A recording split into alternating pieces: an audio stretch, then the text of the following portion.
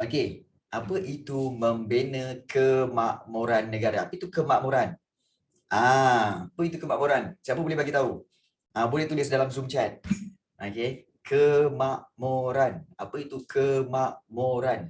Datang daripada perkataan makmur. Siapa boleh bagi tahu? Kemakmuran. Dah agak dah. Ada yang kata okey maksudnya aman. Kesejahteraan. Kan. Apa lagi? Apa lagi? Apa lagi? Okey. Makmur. Apa lagi? Apa lagi maksud dia? Makmur. Okey, bersatu padu. Ya, okey. Nampak tak bahawa sebenarnya ramai yang salah. Ramai yang salah. Sebenarnya kemakmuran berasal daripada perkataan makmur.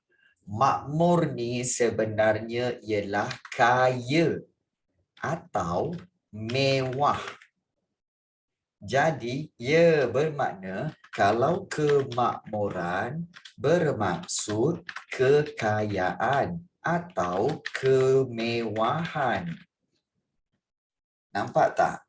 Jadi, bab 8 dia membina kemakmuran negara. Maknanya membina kekayaan negara, membina kemewahan negara.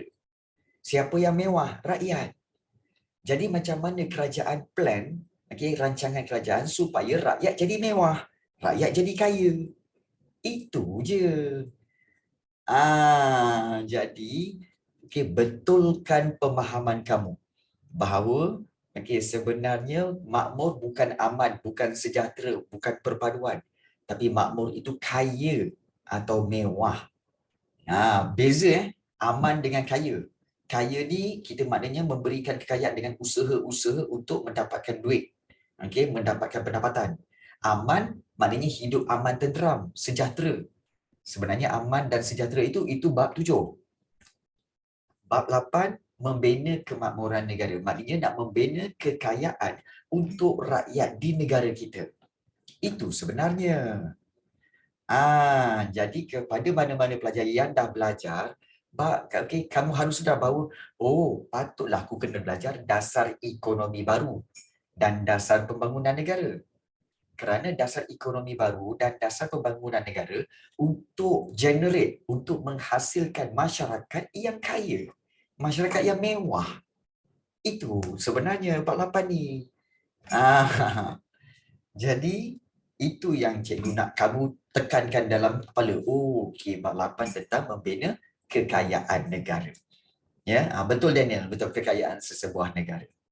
Jadi sebab itu bab ini dimulakan dengan 8.1 iaitu dasar ekonomi baru. Di mana kalau kita lihat pembentukan dasar ekonomi baru ini iaitu satu dasar ataupun satu plan satu plan ekonomi yang dilaksanakan dalam tempoh 20 tahun. Bermula daripada tahun 1970 hingga 1990. Sebelum itu kita tak ada dasar ekonomi baru, just orang kata apa, beri bantuan kepada pihak-pihak yang memerlukan, kepada masyarakat, penduduk-penduduk kampung berikan bantuan, penduduk bandar berikan bantuan kewangan apa semua kan. Jadi tak nampak matlamat. Jadi sebab itu pada tahun 1970 kerajaan memperkenalkan dasar ekonomi baru supaya tindakan-tindakan kerajaan untuk membantu rakyat ni jelas, ada matlamat. Iaitu dasar ekonomi baru. Dan dasar ini adalah rancangan iaitu pembangunan ekonomi. Ekonomi, dan bila pembangunan ekonomi maka akan wujudlah perpaduan negara. Dan DEB ini dilancarkan melalui rancangan jangka panjang. Rangka rancangan jangka panjang pertama merangkumi 4 rancangan pembangunan 5 tahun Malaysia. Nanti kita akan tengok. Iaitu rancangan pembangunan, iaitu rancangan Malaysia yang kedua, rancangan Malaysia ketiga, keempat dan juga kelima. Kita akan tengok nanti. Baik. Apa tujuan dasar ekonomi baru ini diperkenalkan? Apa tujuan dia? Kenapa nak buat dasar ekonomi baru ni? Tujuan dia adalah untuk memulihkan ketidakseimbangan sosioekonomi. Okey. Memulihkan ketidakseimbangan sosioekonomi, okey, yang wujud antara kaum, okey, wilayah dan kawasan dalam wilayah yang sama. Baik. Apa itu sosioekonomi, cikgu? Ini perkataan-perkataan asas yang kita kena faham supaya kita benar-benar faham apa sebenarnya cerita dalam sejarah ni. Baik. Sosioekonomi ini sebenarnya bermaksud, okey, kejap. Okey, iaitu bermaksud kegiatan, ya, kegiatan ekonomi. Ya, betul, yang beri kesan kepada masyarakat. Bagus Danisha. Okey. Bagus Danisha. Dah faham ya. Bagus. Okey, iaitu kegiatan ekonomi yang beri kesan kepada masyarakat. Itu sosioekonomi. Jadi kalau kita lihat, untuk memulihkan ketidakseimbangan sosioekonomi, maknanya apa? Untuk memperbaiki, okey, kegiatan ekonomi, okey, yang telah memberi kesan ketidakseimbangan, tak seimbang. Maksudnya macam mana, cikgu? Iyalah, kan kita dah belajar itu kan, bab yang ketujuh, okey, iaitu akibat daripada dasar British itu kan, okey, iaitu mengasingkan penduduk mengikut pekerjaan. Okay, orang Cina dengan perlombongan, orang India dengan perladangan getah, orang Melayu dengan pertanian. Itu kegiatan ekonomi. Tetapi kesannya apa? Kesan kepada masyarakat, masyarakat tidak bersatu padu. Dan kalau kita lihat, tak seimbang. Sebab apa? Sebab orang Cina, bila di perlombongan, maka dia duduk di bandar. Bila dia duduk di bandar, dia akan terlibat dengan perniagaan. Bila terlibat dengan perniagaan, maka masyarakat Cina menjadi golongan yang kaya. Manakala orang India lagi daif, di dalam ladang, miskin. Manakala orang Melayu juga miskin.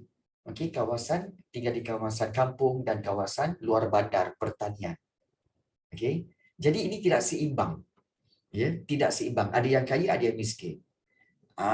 Jadi dasar ekonomi baru ni bertujuan untuk memulihkan, memperbaiki ketidakseimbangan ini yang wujud antara kaum dan juga antara wilayah. Kita tahu yang kaya-kaya ni, wilayah ni biasanya apa? Negeri Selangor, Negeri Sembilan, Johor, itu kaya-kaya lah. Tetapi negeri-negeri lain seperti apa? Kelantan, Terengganu, Pahang, Kedah, terus dalam keadaan kemiskinan. Jadi tak seimbang. Sebab itu diwujudkan dasar ekonomi baru ni supaya apa? Seimbang. Semua kaum dapat kekayaan, semua negeri pun dapat kekayaan.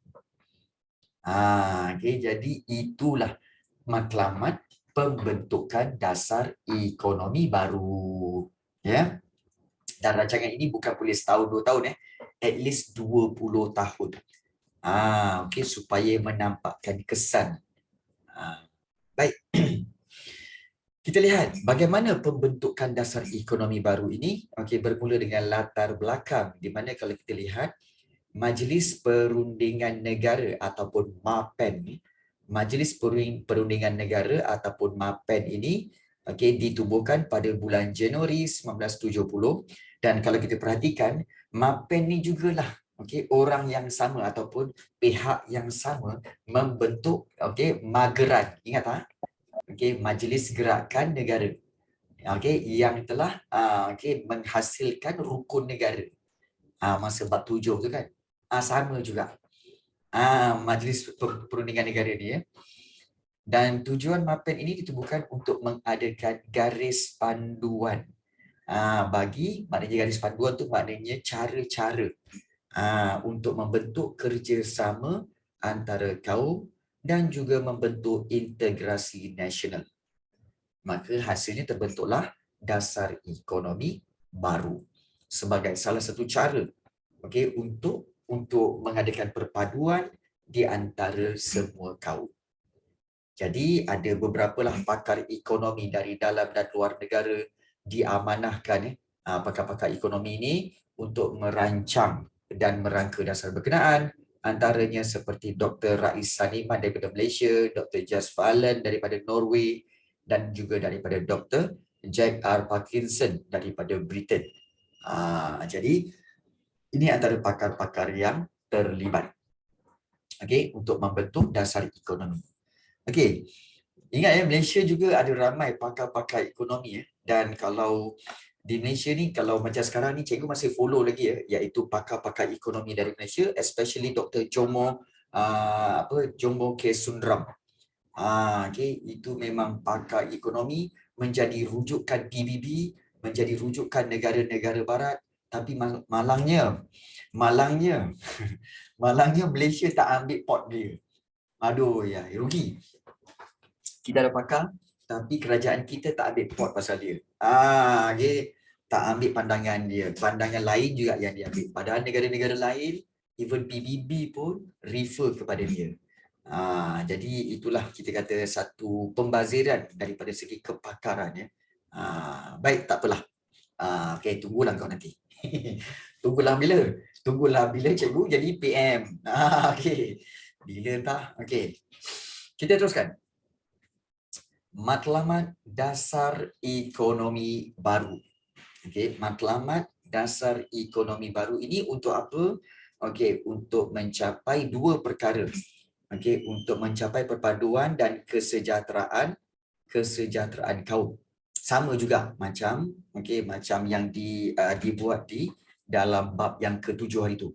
Untuk mencapai perpaduan dan kesejahteraan kaum, tapi guna strategi. Ingat ini. Strategi bersifat apa? Serampang dua mata.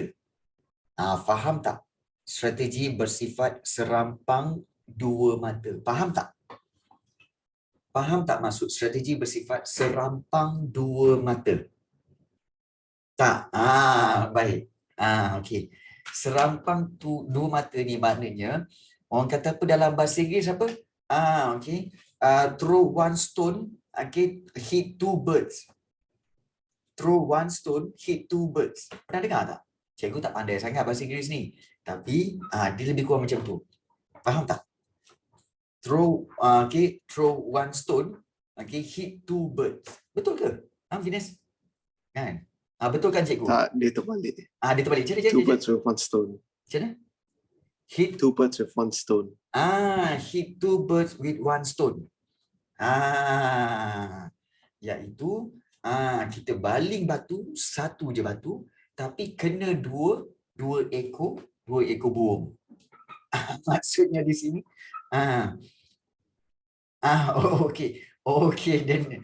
Daniel betul kan? Dia kata apa? Kill two birds with one stone. Thank you Daniel.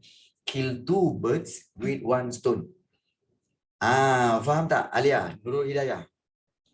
Kill two birds with one stone. Maknanya itulah strategi serampang dua mata. Dan kalau kita lihat dari sudut bahasa bahasa Malaysia sendiri pun, sebenarnya kalau ikutkan serampang tu sebenarnya bermaksud satu bentuk tombak sebenarnya tau. Dia bentuk tombak yang mana kalau kita lihat tombak tu dia tajam, dia panjang macam ni. Kemudian dia ada serampang. Serampang tu maksudnya apa? Dia ada dia punya mata tu seolah-olah macam mata tombak tu, satu kat sini dan satu kat sini. Macam ni. Dia gini. Jadi serampang ini dipanggil serampang. Jadi serampang dua mata, dia ada mata satu sini, satu di sini. Jadi ada dua tempat yang akan kena. Sekali kamu campak, dua tempat yang kena pada musuh. Selalunya digunakan dalam peperangan lah. Jadi kedua-dua ini adalah dua mata dan ini dipanggil serampang. Kita macam tombak. Jadi dipanggil serampang dua mata. Maknanya dengan sekali kamu cucuk, maka dua tempat yang kena. Itu dipanggil serampang dua mata. Okey. Aquaman punya tongkat. Lebih kurang lah. Macam Aquaman tu. Aquaman tu 3 kan? Ada yang So, 3. cikgu, Ah, maksud istilah tu dia bermaksud boleh selesaikan dua masalah gunakan satu kaedah saja. ya betul. Maknanya boleh selesaikan dua masalah dengan satu tindakan sahaja. Itu dipanggil serampang dua mata. Dengan satu tindakan akan menghasilkan dua kesan. Dua kesan. Itu yang dipanggil strategi serampang dua mata. Boleh faham Hidayah? Okey, Alia, okey, dan juga Aisyah boleh faham Okey. Kita pergi satu-satu ni supaya kita tak nak ada mana-mana bahagian yang kamu tak faham. Okey. So, strategi bersifat serampang dua mata. Sebab itu kalau kita lihat di sini, strategi dasar ekonomi baru, iaitu strategi dia untuk mencapai, okey, dengan cara apa? Iaitu dengan satu strategi, maknanya strategi satu je dasar ekonomi baru, maka akan dapat dua perkara, iaitu membasmi kemiskinan, okey, dan satu lagi dapat menyusun semula masyarakat. Nampak tak? Dengan satu dasar ekonomi, okey, dasar ekonomi baru dapat mencapai dua matlamat. Contoh, macam membasmi kemiskinan. Membasmi maknanya menghapus. Menghapus kemiskinan. So, dengan dasar ekonomi baru, okey, kita dapat membasmi, menghapuskan kemiskinan dengan menambahkan pendapatan dan memperbanyak peluang pekerjaan. Nampak tak? Okey, dua perkara, menambahkan pendapatan dan juga memperbanyakkan peluang pekerjaan kepada rakyat tanpa mengira kaum. Maknanya semua orang boleh dapat pendapatan yang lebih dan semua orang boleh dapat peluang pekerjaan. Itu nak membasmi kemiskinan. Dan yang kedua, menyusun semula masyarakat. Susun ni macam mana? Okey, untuk mengurangkan, okey, dan menghapuskan pengenalan kaum mengikut fungsi ekonomi. Okey, fungsi ekonomi. Macam kita faham, okey, iaitu orang Cina dikenali dengan perniagaan. Orang Melayu dikenali, okey, dalam bidang pentadbiran. Orang India, okey, berkaitan perladangan. So kita nak hapuskan, okey, pengenalan, okey, ekonomi mengikut kaum. Jadi kita nak macam mana? Susun semula dengan cara apa? Semua orang, semua kaum boleh terlibat dalam semua bidang. Jadi kalau kita lihat, okey. Sekarang ada lagi ke? Okey, baik Nurul Hidayah. Sebenarnya sekarang ini sebab itu digantikan dengan DPN. Dalam bab ini, kamu belajar dua perkara, dasar ekonomi baru dengan dasar pembangunan negara. Selepas DEB, okey, dasar ekonomi baru 1970 hingga 1990, selepas itu digantikan dengan dasar pembangunan negara. Daripada 1990 hingga tahun 2000, tahun 2000. Sekarang ni ada? Ada, nanti kita bincangkan. Okey? Baik. Jadi, kembali kepada menyusun semula masyarakat itu, di mana untuk mengurangkan dan menghapuskan pengenalan kaum tadi mengikut fungsi ekonomi. Sebab itu zaman sekarang kalau kita lihat, okey, kalau kita lihat memang masyarakat kita masih lagi ke kita kenal, orang Cina dalam perniagaan, orang Melayu dalam pentadbiran, orang India dalam perladangan. Ada lagi ke? Bukan tak ada. Tak ada. Tak ada dah. Dan dia semakin berkurangan. Semakin berkurangan. Semua dah macam-macam. Kena tanya pula. Kadang-kadang kita kena tanya, ada yang wanita-wanita Cina. Cikgu pernah tanya, you kerja apa sebenarnya? Oh, I'm a teacher. Oh, teacher. Teacher kat mana? Oh, dekat sekolah ini. Oh, sekarang bermakna ada juga orang-orang Cina yang terbabit dalam pendidikan.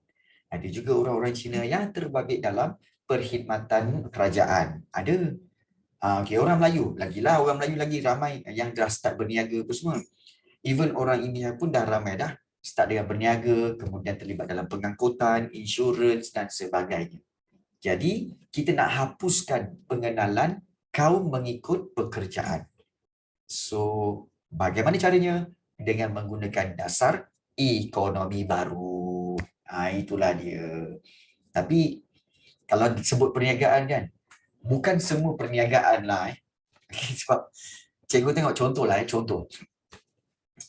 Kalau cikgu tengok di Malaysia ni, kalau contohnya, ya betul, sebab British dulu asingkan. Betul.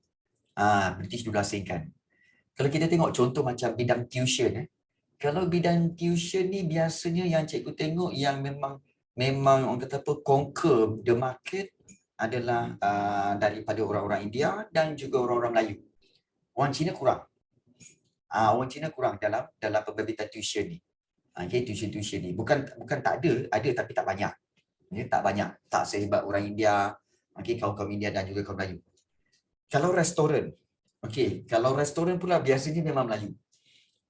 Orang Melayu, restoran banyak restoran Melayu. Restoran Cina dengan restoran India kurang sikit. Cina ada besar sikit. Kalau restoran Cina dengan restoran India memang kurang sikit. I mean, restoran India tu betul-betul India lah. Macam restoran daun pisang kan. Restoran nasi daun pisang tu semua memang kurang. Memang kurang. Yang biasa kalau nak mamak memang kita kata sebagai kebangsaan lah. Melayu, Cina, India semua kat situ. Okay. Jadi kalau kita lihat dia ada certain segmen pasaran yang mana dia kenal pasti itu dia punya segmen dan dia punya kita kata sebagai kekuatan dalam bisnes lah. Bukan semua bukan semua. Sebut pusat tuition. Ada permintaan lah. Ada rakan cikgu minta untuk cikgu buka pusat tuition. Entahlah, I don't think so lah. Nantilah. Okay, baik. Nantilah. Baik. So kita lihat di sini, okay, inilah dia dasar ekonomi baru. Okay, yang terbagi kepada dua, iaitu membasmi kemiskinan dan juga menyusun semula masyarakat. Jadi, kalau kita lihat, apakah isu berkaitan dengan rancangan membasmi kemiskinan ni? Okay, isu sosioekonomi. Okay, iaitu apakah isu-isu dia? Kalau isu sosioekonomi ni maknanya isu berkaitan dengan masalah-masalah. Okay, masalah sosioekonomi maknanya masalah kegiatan ekonomi yang memberi kesan kepada masyarakat. Baik, isu yang berkaitan dengan rancangan membasmi kemiskinan ni, antara isu dia sebenarnya adalah yang pertama, jurang sosioekonomi antara bumi putera dengan bukan bumi putera. Itu memang. Okey, jurang pendapatan, jurang sosioekonomi. What is jurang? Jurang ni sebenarnya adalah perbezaan. Dia ada gap, what we call gap. Jurang ni maknanya gap. Okey. Gap ataupun kita kata sebagai perbezaan. Okey. So okay, okay, gap ataupun perbezaan. Bagus Haris Safi, kalau tak tahu tanya. Jurang maknanya perbezaan, ada gap between bumi putera dengan non bumi putera. So ada gap dari sudut jurang sosioekonomi pendapatan. Okey, bumi putera maknanya apa? All the Malays ataupun juga dengan Sabah Sarawak, penduduk Sabah Sarawak. Kalau non bumi putera ataupun bukan bumi putera adalah non-Malays ataupun non-bumi putera daripada Sabah dan Sarawak lah. So, ada perbezaan. Ada perbezaan antara kita ceritalah orang Melayu dengan orang bukan Melayu. So, ada perbezaan ketara dari segi pendapatan.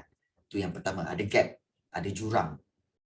Yang kedua, kalau kita lihat di sini, iaitu jurang sosioekonomi antara pantai timur dengan pantai barat. Means what? Memang ada gap between West Coast dengan East Coast. West Coast tu yang mana? Korang tahu tak mana satu West Coast, East Coast? Pantai Timur dan Pantai Barat. Korang tahu tak? River yang mana ni? Faham tak? Penang West. Okey, tahu kan? Okey, dia macam ni. Faham Okey, dia sebenarnya macam ni. Kalau kita lihat, okey, kalau katakan Malaysia, kalau kita rujuk pada peta Malaysia, okey, peta Malaysia yang macam ni, okey, sampai ke bawah tu kan, ni Singapura lah. Baik, kawasan yang di tepi ni, daripada tepi ni, okey, daripada Kedah, Penang, bawa sampailah ke Perak, Selangor, Negeri Sembilan, Melaka, ini semua adalah kita kata sebagai pantai barat. Tu pantai barat. Apa negeri-negeri yang pantai barat? Adalah seperti kita kata seperti Perak, kemudian Selangor, kemudian juga negeri Sembilan, kemudian juga Melaka, dan juga Johor lah. Itu semua pantai barat. Manakala di sebelah sana pula, di sebelah sini di sebelah sini ini adalah negeri-negeri pantai timur. Ini adalah pantai timur, iaitu contohnya negeri apa? Seperti negeri Kelantan, kemudian Terengganu, dan juga negeri Pahang. Ini pantai timur. So, kalau kita lihat di sini, ada jurang sosioekonomi antara pantai barat dengan pantai timur. Harus diingat, segala kemajuan yang British buat, ingat tak? British buat, mewujudkan bandar-bandar baharu seperti di Taiping, Perak, Ipoh, Perak, Kuala Lumpur, Selangor, Kelang, kemudian Seremban, dan juga bawa ke Melaka. Jadi pantai barat lagi kaya lah daripada Timur kan cikgu? Ya, betul. Kemudian di sini ada jalan raya, landasan kereta api, dan juga adanya bandar-bandar besar, jalan raya dan segala kemudahan, telegraf apa semua, British semua buat kat sini. But what happened ke negeri-negeri pantai timur? Tak ada.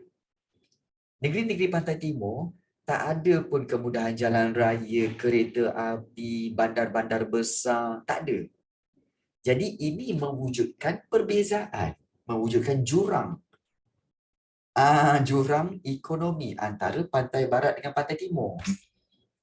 Jadi sebab itu kerajaan kata apa? Tak boleh macam ni. Kita kena agihkan kekayaan supaya orang pantai timur pun sama dapat kekayaan tu. Jadi itulah masalah isu yang kedua, iaitu jurang sosioekonomi antara pantai barat dengan pantai timur. Tak percaya kita tanya orang pantai timur. Contoh, kamu pernah pergi KL kan? Ada tak perbezaan di antara Kota Baru dengan Kuala Lumpur? Mungkin Icha boleh jawab kot. Sebab Icha orang Kelantan. Mungkin Icha boleh bagi tahu cikgu, apa perbezaan di antara Kota Baru dengan Kuala Lumpur. Kota Baru sekarang ni dia ada mall, cuma ada 1 atau 2 mall sahaja. Antaranya KB Mall dan satu lagi cikgu tak ingat apa. 2 tu je. Tetapi kalau di Kuala Lumpur, sampai korang tak larat nak berjalan. Punyalah banyak mall dia. Aeon dan sebagainya. Ya, wayang di Kelantan sikit. Ya, betul. Jadi, ini kita kata sebagai jurang sosioekonomi di antara pantai timur dengan pantai barat. Jadi, kita nak elakkan iaitu jurang. Kita nak selesaikan isu jurang sosioekonomi antara pantai timur dengan pantai barat. Terengganu ada city. Yes. Okey. Baik. Sekarang dah maju sikit lah. Sekarang dah maju dah. Baik. Yang ketiga, iaitu jurang sosioekonomi juga antara masyarakat desa dengan masyarakat di bandar. Desa ni maknanya kampung. Masyarakat desa maknanya masyarakat kampung. So nak kita kata nak memang ada gap, ada jurang antara masyarakat desa dengan masyarakat bandar. So nak kurangkan masalah ini. Nak kurangkan masalah jurang sosioekonomi antara orang kampung dan orang bandar. Dan satu lagi, kita nak kurangkan jurang sosioekonomi antara negeri. Antara negeri kita tahulah, kan kita dah tunjukkan tadi, negeri-negeri yang kaya biasanya Perak, Selangor, Negeri Sembilan dan juga Melaka. Tapi kalau negeri-negeri Kelantan dengan Pahang memang perbezaannya ketara.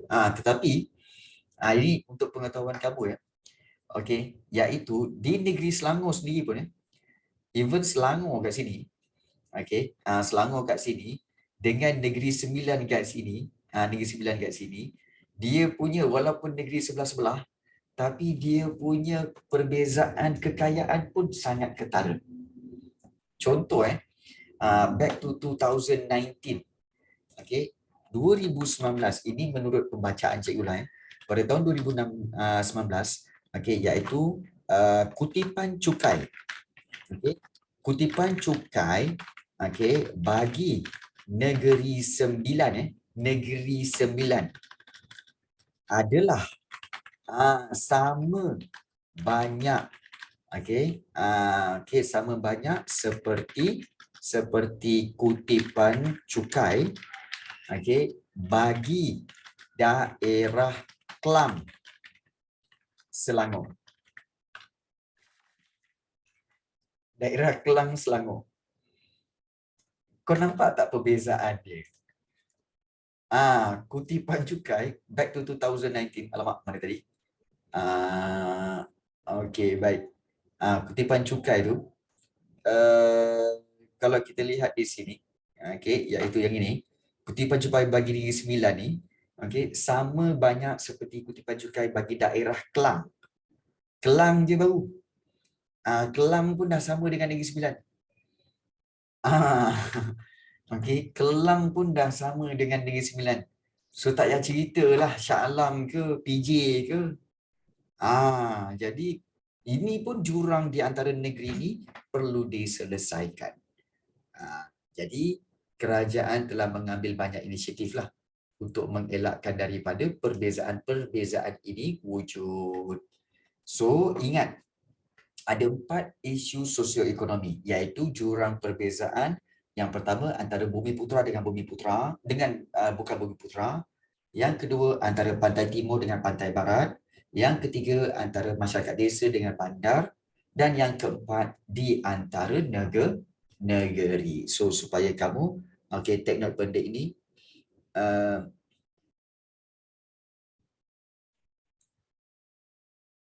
Okey, baik. Kejap Okey, baik. So ini berkaitan dengan iaitu isu sosioekonomi. Baik. So kita dah lihat tentang tentang dasar ekonomi baru, tentang latar belakang pembentukan dia, matlamat dasar ekonomi baru yang memiliki strategi serampang dua mata, dan juga kita telah lihat isu-isu yang telah mencetuskan dasar ekonomi baru ini seperti jurang-jurang sosioekonomi. Baik. Ada soalan sebelum kita pergi kepada pelaksanaan? Ada tak soalan sebelum kita pergi kepada pelaksanaan sosioekonomi ni, pelaksanaan dasar ekonomi baru? Ada soalan tak? Tak ada Atau ke tak ada ni? Okey. Baik, bagus soalan ni. Okey, baik. Terima kasih banyak Nurul Hidayah. Baik, soalan tanya. Cikgu suka kalau ada pelajar yang bertanya sebab bermakna kamu ingin benar-benar faham. So, cikgu saya nak tanya, dalam bab 4 sistem persekutuan ada disebut pasal pembangunan koridor wilayah. Apa maksud koridor wilayah, cikgu? Okey, baik, bagus soalan ni. Baik. Dia begini sebenarnya. Okey, kita akan gunakan peta. Cikgu akan lukiskan sekali lagi. Dan kalau korang tak faham kena bagi tahu sebab ada yang bertanya apa itu koridor wilayah. Yang kamu belajar dalam sistem persekutuan. Kita gunakan peta ini. Peta Malaysia ni. Begini dan juga beginilah. Baik. Dalam dalam bab 4 tu, yang ini Pulau Pinang Baik, dalam bab 4 diceritakan bahawa dalam sistem persekutuan ada usaha-usaha untuk membangunkan kawasan koridor wilayah. Baik. Di Malaysia ni antara kawasan yang maju contohnya di Selangor, kita tahulah di Selangor Selangor memang majulah. Penuh dengan perindustrian dan perniagaan dan perdagangan. Baik, satu lagi di Pulau Pinang. Pulau Pinang ada. Iaitu pembangunan kawasan-kawasan perindustrian seperti Butterworth, Perai. Ini memang kawasan perindustrian. Dan satu lagi iaitu kawasan di sini iaitu di JB. Johor Bahru. Kawasan-kawasan perindustrian seperti di Pasir Gudang, yang banyak majulah. Baik. Masalahnya di sini adalah apabila kawasan itu maju tetapi kawasan di kiri dan kanannya tak maju. Kiri dan kanan kawasan-kawasan ini tak maju, especially di pantai di kawasan Penang dan juga di kawasan Johor ini. Maka yang kaya, yang banyak kita kata aktiviti ekonomi adalah di kawasan negeri di kawasan Perai ni ataupun Butterworth. Jadi kerajaan kata kita nak majukan juga kawasan di tepi-tepi kawasan maju ni. Jadi diorang telah membangunkan satu koridor iaitu diambil negeri Perlis, Kedah, di sini, dan kawasan ini juga telah diusahakan untuk dimajukan. Diletakkan perindustrian, kemudian diberi peluang-peluang pekerjaan di kawasan-kawasan itu. Bukan lagi Butterworth, sebab Butterworth dah maju dah. Butterworth dah maju. Begitu juga di JB, di Johor Bahru, adanya kawasan Iskandar kat sini, di mana kawasan ini juga koridor raya, kita kata koridor wilayah selatan. Dekat sini. So ini juga kawasan untuk dibangunkan supaya seiring dengan JB. Jadi, kedua-dua kawasan inilah yang dikatakan sebagai pembangunan koridor wilayah. Tapi mungkin kamu akan isu apa tahu? Kenapa guna koridor? Baik. Kenapa guna koridor? Okey, kenapa guna koridor isunya adalah kalau kamu tengok rumah, biasanya rumah, katakan rumah macam ni, biasanya katakan rumah dengan pelbagai bilik kat situ. Ini kita kata sebagai dia punya ada bilik, kita ada bilik kat sini, kemudian ada toilet kat sini. Ini pintu masuk. Ini pintu, ini dapur kan. So kebiasaannya koridor tu kat mana? Dekat tepi, betul tak? Koridor tu kat tepi macam ni, betul? Koridor tu kat tepi macam ni. Betul tak Aisyah? Mak dia property punya orang. So mungkin tahu. Kan? Koridor tu di tepi, betul tak? Koridor tu di tepi. Jadi bermakna kawasan-kawasan koridor ini adalah kawasan di tepi kawasan utama. Rumah ni jadi kawasan utama, koridor tu di tepi dia. Jadi macam JB kan, JB kawasan utama, tapi kawasan Iskandar tu koridor dia. Butterworth tu memang yang utama, tapi Kedah tu koridornya. Jadi sebab itu menggunakan perkataan koridor wilayah. Maknanya kawasan wilayah. Dia koridor, guna koridor tu je. So itulah pemahaman tentang apa itu koridor wilayah, iaitu kawasan wilayah berhampiran. Cikgu cakap pasal rumah cikgu ke? Tak. Oi, orang koridor. Tak baik lah macam tu kan. Takkan nak bagi orang Kedah orang boleh, oi koridor kan. Takkan nak bagi orang koridor kan. Hidup lah dia orang tinggal kat koridor, betul kan. Tapi dilabelkan sebagai kawasan koridor. Itu maksud dia. Jadi cikgu ada kaitanlah dengan bab 4 dengan bab 8. Memang ada sebenarnya. Memang ada, iaitu bab 4 itu dia explanation tentang sistem persekutuan dan kerajaan persekutuan, kerajaan negeri, dan juga kerajaan tempatan. Itu bab 4. Tapi bab 8 dia explain lagi tentang usaha-usaha membina kekayaan di kawasan-kawasan ini. Macam tu je sebenarnya. Okey. Baik. Okey. Baik. Sebenarnya cikgu seronok sebenarnya bila kamu banyak bertanya sebab cikgu tahu input-input seperti ini agak sukar. Bukan cikgu bukan nak merendahkan guru sekolah kamu, tapi agak sukar untuk memperoleh maklumat seperti ini di dalam kelas di sekolah kamu. Betul? Okay. Kerana kekangan masa, okay, guru kamu nak habiskan silibus kan. Jadi penerangan-penerangan tambahan tu memang tak sempat nak beri. Betul? Jadi cikgu suka bila kamu tanya nak tahu kat sini. Nak tanya. Jadi itu yang cikgu rasa orang yang bertanya biasanya boleh berjaya. Ya. Itu menunjukkan anda ingin berjaya. Right. Okey. Kita pergi kepada 8.2. Okey, kita dah lihat. Okey, berkaitan dengan tentang rancangan membasmi kemiskinan dengan juga dasar ekonomi baru strateginya. So, 8.2. Bagaimana dasar ini dilaksanakan? Ya. Bagaimana pelaksanaan dasar ekonomi baru? Dasar ekonomi baru ni macam mana dilaksanakan? Baik. Dasar ekonomi baru ini dilaksanakan dengan beberapa pendekatan. Maknanya beberapa cara, beberapa kaedah. Ya, bukan satu kaedah tapi beberapa kaedah. Okey.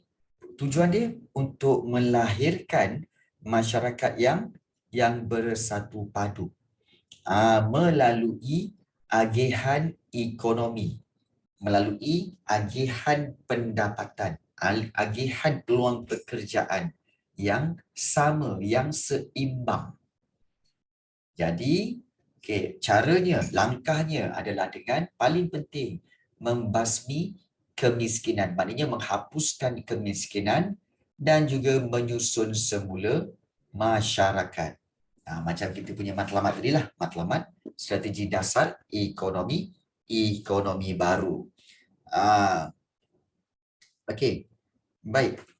Okey, alamak. Okey. Jadi kalau kita lihat baik, bagaimana caranya? Iaitu seperti meningkatkan taraf hidup rakyat. Taraf hidup rakyat ditingkatkan. Kemudian memperkenalkan rancangan buku hijau. Buku hijau tingkatkan taraf hidup rakyat, memperkenalkan rancangan buku hijau, memperkasakan atau memperkuatkan peranan agensi. Rancangan buku hijau tu apa? Nanti akan ada expansionnya. Okey Faiz. Buku hijau tu apa? Nanti. Tapi kamu boleh dapat rough idea. Kalau hijau ni sebenarnya berkaitan dengan pokok-pokok kan. So kalau hijau ni maknanya berkaitan dengan pertanian. Maknanya rancangan buku hijau ni maknanya rancangan mesti berkaitan dengan pertanian. So dapatkan satu pemahaman idea hijau tu berkaitan pertanian. Tapi nanti akan ada penerangan dia. Sabar. Baik. So seperti yang pertama, meningkatkan taraf hidup rakyat. Memperkenalkan rancangan buku hijau. Memperkasakan peranan agensi-agensi kerajaan. Okey. Ya, betul. Golongan miskin petani di luar bandar, ya. Pembangunan tanah oleh Felda, pembangunan wilayah, pemilikan modal saham, pengenalan industri kecil dan sederhana, serta pendidikan untuk tenaga kerja mahir. So kita akan lihat satu-satu. Jangan tengok kat situ je. Kalau tengok kat situ memang banyak pening.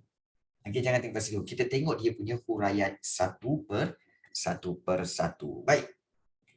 Bagaimana? IKS tu macam mana cikgu? Industri kecil dan sederhana. Pengenalan industri kecil dan sederhana. Okey, industri kecil dan sederhana ni bermaksud industri-industri. Ya, maknanya industri-industri ringan. Okey, seperti industri makanan. Okey, industri pembuatan barangan-barangan yang ringan. Seperti industri, kita banyak kilang lah, seperti kilang makanan, kilang buat air, kilang buat makanan, kilang buat biskut. Kemudian juga kalau kilang-kilang seperti buat sos ke, buat kicap ke apa semua, itu dan juga itu dimulakan di peringkat desa, di peringkat kampung, Itu dipanggil IKS. Perasan tak kalau kamu pergi ke RNR? Ya betul. Kamu pergi ke RNR, okey, mana-mana RNR, kalau kamu singgahkan RNR, ada orang jual keripik. Okey, dekat kedai tu ada jual keripik dalam packing dia kan. Dalam packaging dia, keripik lah, keropok lah, buah-buah dalam itu dipanggil IKS. Industri kecil dan sederhana. Maknanya, okey, perindustrian yang menggunakan saiz dia kecil, pekerjanya pun tak ramai dan dia punya produk pun tak banyak. So ada industri kecil, ada industri sederhana dan ada industri bila kecil ada besar. Bukan. Ada kecil, dia ada sederhana dan yang ketiga industri berat. Kalau industri berat adalah industri yang membuat, okey, kita kata sebagai mesin, buat kenderaan. Contoh, kalau kilang proton, kilang Pro 2, itu industri berat. Kilang buat lori, bodi lori ataupun buat pintu kereta, itu semua adalah industri berat. Okey. Kalau yang jual pisang goreng tepi jalan tu pun sama ke cikgu? Ya. Kalau yang jual pisang goreng tepi jalan tu pun sama, itu adalah industri kecil. Industri kecil. Macam cikgu buat ni sekarang ni, okey, cikgu memberi perkhidmatan tuition. Okey, cikgu berdaftar dengan SSM, ada nama syarikat, ada nombor company, kemudian juga ada account bank untuk syarikat dan sebagainya kan. Ini adalah dipanggil industri kecil. Memang kecil pun. Sebab pekerjanya bukan ramai. Seorang je. Inilah dia pekerjanya. Inilah bos, inilah kuli. Okay. Saya jual gelang getah masa sekolah rendah tu kira industri kecil lah cikgu. Engkau jual gelang getah tu, engkau tak daftar. Engkau tak daftar SSM. Tak daftar company. So mana boleh dikira industri? Dikira industri bila kamu register okay, syarikatnya. Okey, jual gelang getah, okey, industri haram. Okey, mana ada industri haram? Okey, baik. Jangan baik. Jadi itu yang dimaksudkan IKS, industri kecil dan sederhana. Kena berdaftar dulu? Ya, betul. Dan untuk kamu semua, okey, kalau kamu ada niat nak berniaga, suka berniaga, kalau katakan kamu lepas SPM, kamu nak berniaga, cikgu memang sarankan kamu terus pergi Pergi register company. Why? Daripada muda ni kalau kamu ada company, akan ada nombor account bank, so kamu boleh manage kamu punya income apa semua. So itu adalah kita kata sebagai satu permulaan untuk kamu Untuk kamu menjadi orang yang kaya. Sebab kamu akan nampak how you manage your money. Okay? Masuk, keluar dan sebagainya. So ada company sendiri, so boleh buat macam-macam. Boleh buat bisnes macam-macam. So siapa yang minat bisnes lah. Okay? Siapa yang minat bisnes. Okay? Baik. Okay, so kalau kita lihat, okay, pelaksanaan dasar ekonomi baru. Yang pertama, okay, matlamat yang pertama, okay, bagaimana dilaksanakan dasar ekonomi baru dengan meningkatkan taraf hidup rakyat. Yang mana meningkatkan taraf hidup rakyat? Rakyat yang mana? Rakyat yang di luar bandar dan juga rakyat di bandar. Bandar pun kena bantu. Kena. Jom kita tengok kenapa rakyat bandar pun kena bantu dan luar bandar sudah semestinya. Baik. Meningkatkan taraf hidup rakyat di luar bandar. Tumpuan diberi kepada penduduk-penduduk miskin yang terdiri daripada ada yang petani, nelayan, buruh dan penduduk-penduduk kampung baharu. Okey. Penduduk-penduduk kampung baharu ni yang mana satu ni? Penduduk-penduduk kampung baru yang mana satu ni? Siapa tahu? Penduduk-penduduk kampung baru. Iaitu, ingat lagi tak? Bab yang ke-6. Sejarah tingkatan 4. Ancaman komunis. Ingat lagi tak? Ya betul. Okey. Okey. Yang tu, ya, betul. Okey, korang tengok Korang tengok. Seronok sebenarnya bila kita share-share macam ni. Korang tengok bab 6, ancaman komunis. Kan kita tahu banyak usaha-usaha untuk menangani ancaman komunis. Salah satunya ialah rancangan BRICS. Rancangan BRICS adalah untuk memutuskan golongan Min-Yuan, maknanya memutuskan hubungan golongan Min-Yuan dengan PKM. Sebab Min-Yuan ni yang membekalkan makanan, ubat-ubatan kepada PKM di hutan. Maka kerajaan melalui rancangan BRICS telah menubuhkan banyak kampung-kampung baru di mana penduduk-penduduk yang tinggal di pinggir hutan, yang mana mereka inilah yang selalu bantu PKM ni, dan mereka lah dipanggil golongan Min-Yuan tu, semua itu dipindahkan masuk dalam kampung baru. Bukan Minion. Minion tu bukan. Minion tu yang bukan, yang pendek-pendek tu. Itu Minion tu Minion. Min-Yuan. Korang ni kan. Mentang-mentang lah. Okey. Bukan Minion, Min-Yuan. Ni cikgu tuliskan, iaitu golongan Min-Yuan. Golongan Min-Yuan. Dan juga siapa yang buat rancangan BRICS ni? Rancangan BRICS ini, rancangan BRICS ini sebenarnya adalah diisytiharkan oleh siapa? Iaitu Sir Henry Gurney. Dia yang isytiharkan. Tetapi rancangan BRICS ini telah diketuai. Diketuai oleh siapa? Oleh Sir Harold Rowden-Briggs. Sir Harold Rowden-Briggs. So apa rancangan dia? Mewujudkan kampung baru. Lala Sandra ini mati kan bila nak on the way ke Bukit Fraser? Betul. Diserang oleh komunis. Dan telah membunuh Sir Henry Gurney. So inilah dia kampung baru. Yang mana kampung baru ni bukan satu kampung baru ni seluruh Malaysia, seluruh tanah Melayu ada sebanyak 416 buah kampung baru. Punyalah banyak. 416 buah kampung baru. Bila diasingkan begini, mereka mengalami kemiskinan. Walaupun mereka ni disediakan pelbagai kemudahan, tetapi mereka mengalami kemiskinan sebab kurang kerja, tak ada pekerjaan, kurang pendapatan. Sebab mereka telah terpaksa meninggalkan pekerjaan mereka dan duduk di kampung baru. Jadi, mereka mengalami kemiskinan bila tinggal di kampung baru. Jadi sebab itu agenda DEB iaitu untuk memberikan tumpuan kepada penduduk yang miskin yang terdiri daripada petani, nelayan, buruh dan penduduk-penduduk kampung baru. Nampak tak? Itu luar bandar lah tu.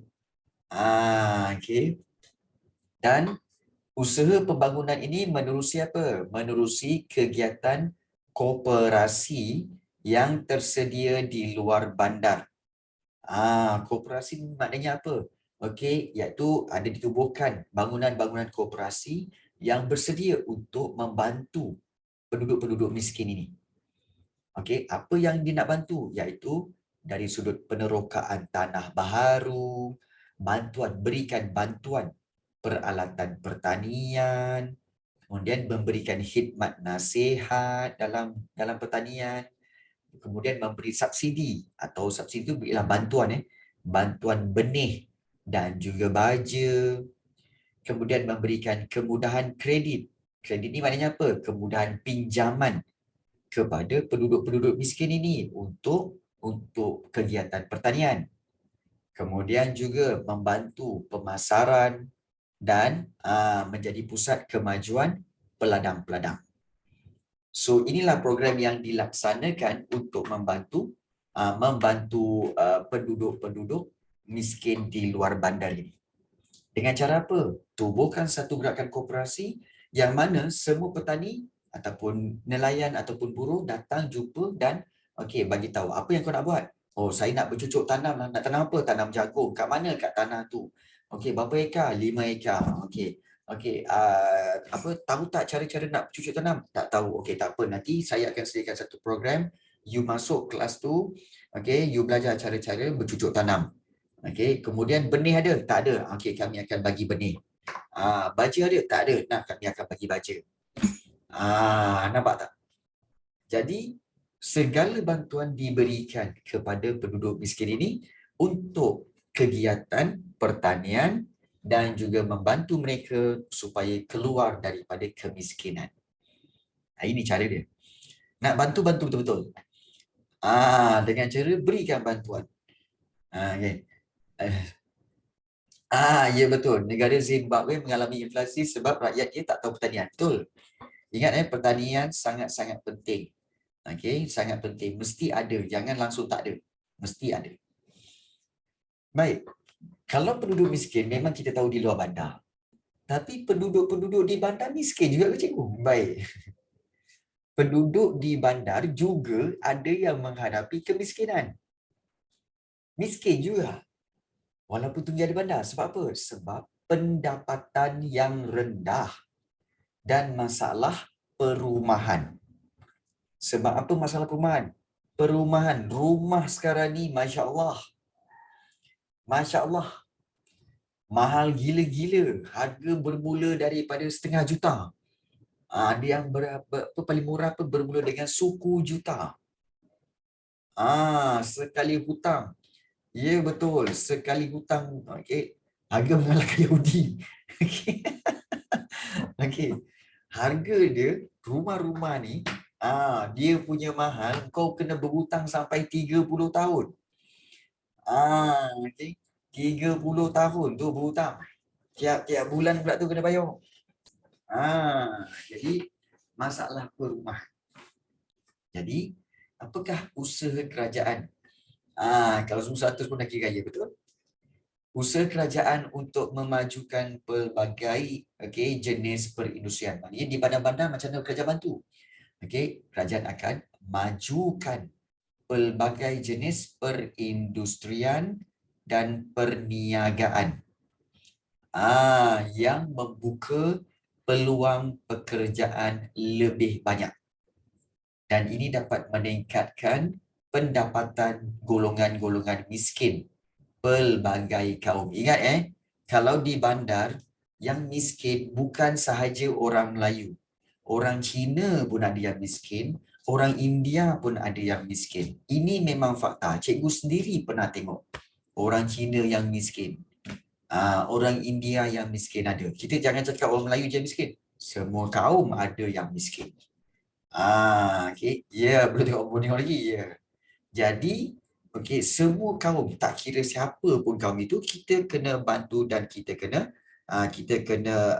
kita kata sebagai kena bantu supaya mereka keluar daripada kemiskinan. Sebab itu dasar ekonomi baru ni, kaum menteri kau nak bantu. Aduh, isu sensitif ni. Kau ni kan, Faiz. Karang. Kejap. Jadi, kalau kita lihat, golongan yang tinggal di bandar ni, yang miskin ini, akan disediakan dengan kemudahan-kemudahan asas seperti pendidikan, bekalan air dan elektrik, serta jalan raya. Ya, betul. Tengah rekod ni bahaya sikit. Ya, betul. Jadi, sebab itu salah satu yang kamu lihat, iaitu salah satu yang kamu lihat usaha kerajaan untuk membantu golongan miskin ni adalah dengan membina rumah PPRT. Perumahan bagi penduduk rakyat yang pendapatan rendah. PPRT Prima, perumahan satu Malaysia, rumah yang berharga 250,000 dan ke bawah 230,000, 200,000. Jadi tujuan dia supaya orang-orang yang tak berkemampuan boleh beli rumah at least. So ada yang tanya, kenapa rumah mahal sekarang? Baik, rumah mahal kerana harga bahan. Harga bahan memang dah mahal. Okey, harga bahan memang dah mahal. Ada ke rumah kondo ke banglo ke? Ada, dari dulu dah ada. Okey, harga bahan tu dah mahal.